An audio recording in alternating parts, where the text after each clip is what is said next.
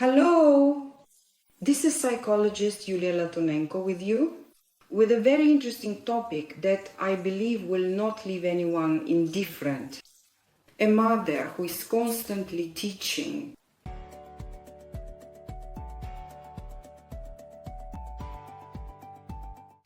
If you are visiting my channel for the first time, please subscribe to me and give this video a like, and also write in the comments about your own experience. Did your mother constantly lecture you or not? In one of my videos on my channel, I once mentioned that people who hate you are constantly lecturing you. This is a kind of sign. I believe that there are forms of hatred that are open. And in this case, the person doesn't even try to hide that they hate you. They try to harm you. They express their feelings in the form of negativity and hatred and can openly tell you how they feel about you. But there are also forms of hatred that are hidden, and such forms of hatred can even be subconscious. That is, a person might not even realize that they hate you. And one of these forms of hidden subconscious hatred is when a person constantly criticizes you, constantly lectures you, and gives you unsolicited advice. They are constantly dissatisfied with you, and they tell you that everything you do is wrong, and only they know how to do things right. So this kind of hatred, especially when it appears in mother-child relationships, can completely destroy a child's future.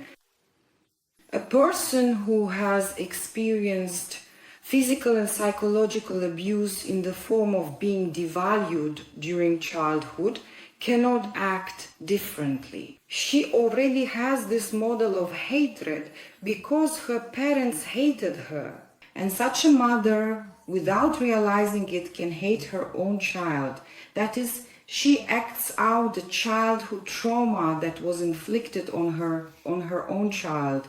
Because a child is the most vulnerable category of people who are dependent on their parents for a long time and who are completely under the power of their often emotionally immature parents. A mother who hates herself, a mother with low self-esteem, will not be able to love her child. She will subconsciously transmit this hatred to her child.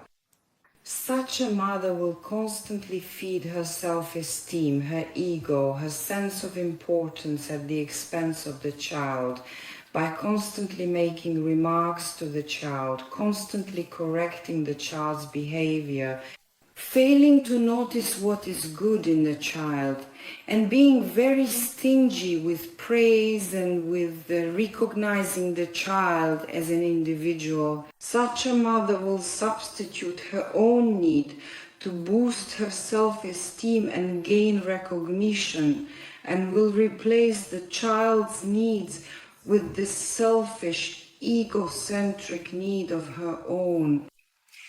And as I already mentioned when I released that video about the fact that there are forms of hatred that we traditionally might not consider to be hatred, but that doesn't make them any less so. It is still destructive, it is a negative attitude, it is a damaging attitude. Especially if this child, well, there are people who communicate with each other in such a hateful manner, lecturing, giving unsolicited advice, criticizing, making remarks. Well, we all know that such people are often given very unpleasant diagnoses such as narcissism, and well, there can be arrogance, narcissism sometimes in particular. And well, all this happens because such a person themselves suffered from their parents and destructive methods of upbringing, which they then pass on from generation to generation to their children or grandchildren. And so we end up with an entire society that is narcissistic, patriarchal, dominant, where the rules are that whoever is stronger is right. People constantly mock each other, judge, and give negative assessments. Well, we diagnose each other after watching some videos. That's also a form of narcissism. I think you won't argue that any kind of labeling or diagnosing is the same. If you don't have the professional right, don't have a license or education, you can't diagnose or label people, because that's a manifestation of our own narcissism. As I already mentioned in the comments to that video where I talked about the hidden signs of hatred, one woman wrote, "Oh my God, does that mean I hate my daughters? I absolutely love giving them advice and lecturing them."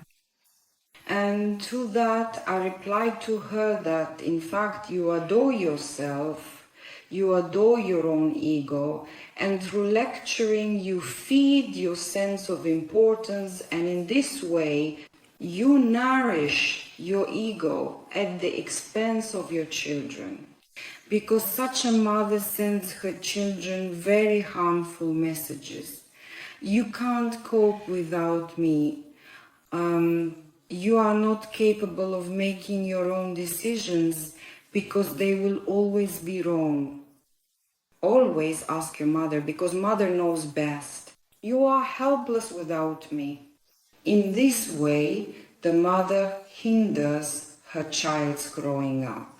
And such a mother interferes with, cuts off, and destroys the process of the child's separation from her.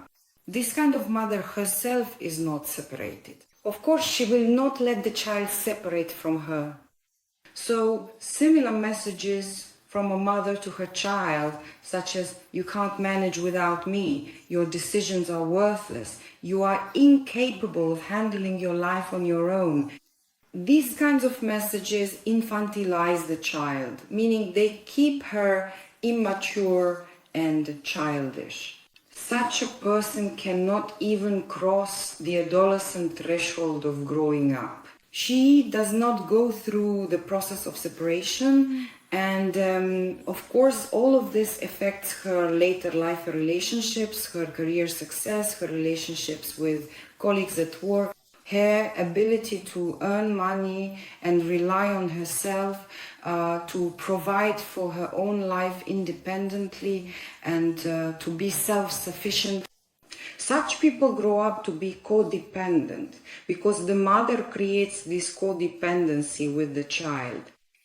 Such behavior from the mother is destructive for the child, and of course such a mother selfishly uses her child to boost her own self-esteem, using this kind of hacker method to compensate for her own trauma of insecurity and low self-worth. But isn't this in fact a form of hatred? Yet, such a mother believes she is doing what's best for her child. She does it subconsciously. She doesn't realize that she's destroying the child by causing the same narcissistic trauma that she herself has had since childhood. Such women, such mothers, are unaware of their own sense of superiority, their egocentrism and narcissism. And usually this kind of behavior is typical of women who see their self-fulfillment only in being a mother. Such women usually do not have very good relationships with men. They do not have close relationships, emotionally close relationships with their partners, or are often alone, often living with their own parents for a long time, without separating or becoming independent.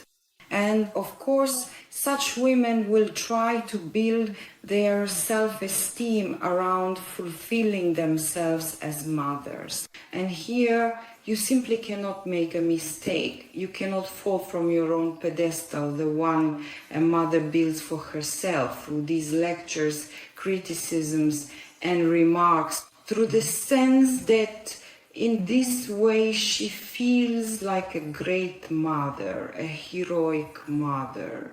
Very often, such women also manipulate their children through feelings of guilt, because they take on this position of heroism and self-sacrifice. I have given my whole life for you. Look at how I live for you. My whole life only has meaning because I am your mother and you are my child. In other words, such women control their children. They are often very anxious because they are afraid of losing this emotional connection, this umbilical cord with their children.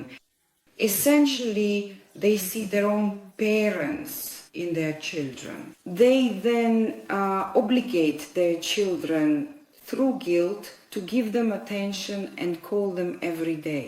They get offended if the child gets involved in their own life and maybe gets distracted from their mother. Such a mother will expect that over time the child will start performing maternal or parental functions towards her. Essentially, this is a little child who has reproduced another child and is trying to manipulate everything so that her own child adopts her, yes. It doesn't matter whether it's a boy or a girl. That doesn't matter to her. She wants to be a child. She wants to cling to and parasitize her own child. So be careful when giving such advice that the child hasn't asked for. Of course, the child can't.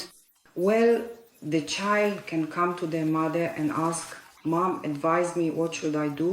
And then, of course, the mother can give such advice. But to impose on the child with the attitude that I know better than you, all your choices are bad, is to ruin the child's destiny. Such behavior can completely destroy the child's chance at a happy life. So be careful about giving your child a lot of unsolicited advice, lecturing, constantly making remarks, criticizing or expressing your dissatisfaction with your child. Be very careful with this, because it is the path to destroying your child's independent, self-sufficient adult future. Instead, I suggest you try to foster independence and self-confidence in your child. To do this, you still need to allow your children, if you realize they might make the wrong choice, while in matters that do not concern their health or safety at every age, you can still give your child a choice.